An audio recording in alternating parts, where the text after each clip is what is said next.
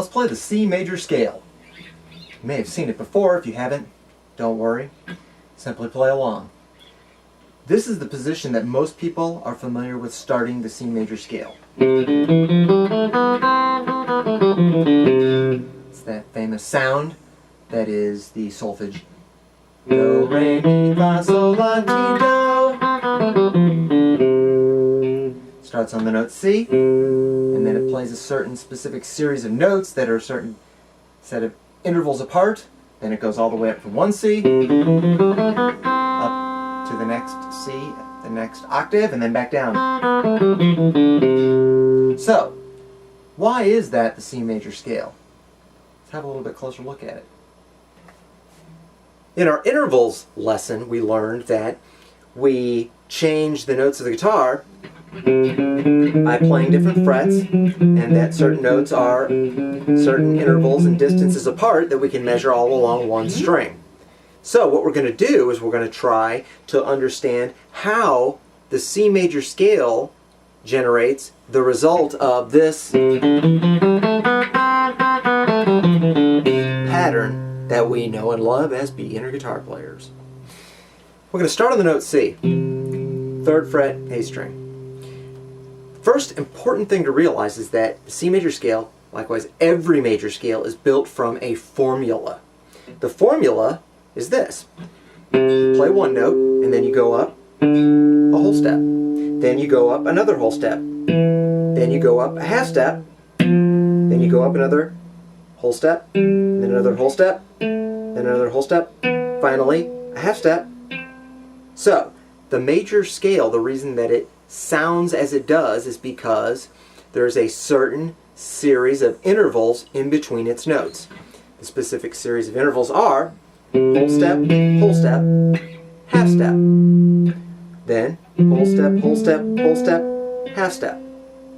Now I've laid it out all along one string so that it's very easy to see those intervals. You'll also notice that 1, 2, 3, 4, 5, 6, 7, 1. I go from C to C. An octave, or 15 minus 3 is 12 frets. There's our octave showing up again. Now, what I want you to notice especially is that this yields the result of C, D, E, F, G, A, B, C. All of the letters of the musical alphabet from C to C. C, D, E, F, G, A, B, C.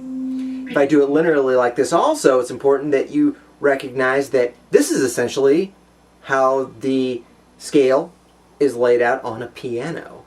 This is mimicking the series of white keys that you see on a piano. So that the C, D, and E, those are the 3 white keys that are next to one another with 2 black keys in between, sharp and flat. Then the E and the F are 2 of the white keys that are next to one another. Starting at that F, then you have a F, G, A, B, and those are the 4 white keys that have 3 black keys, the pattern of 3 black keys, 1, 2, 3, in between them. Then the B and the C are next to one another, and that's where the pattern starts again.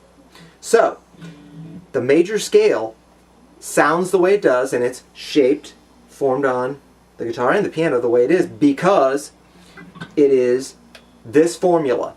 1, whole step to 2, whole step to 3, half step to 4, whole step to 5, whole step to 6, whole step to 7, and then half step to 1 again, or to 8, the octave.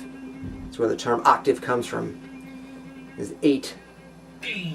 So, you have these intervals. A 1, the 2 is whole step up, another whole step up is the major 3, then a half step up is the 4, whole step up, the 5, another whole step up, the 6, another whole step up, the 7, and then half step up, the octave. The major scale is a series of whole steps and half steps.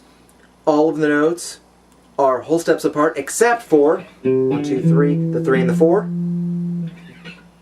4, 5, 6, 7, the 7 and the 1. The C major scale. 1, 2, 3, 4, 5, 6, 7, 1, 1, 1, 7, 6, 5, and then 4, 3, 2, 1.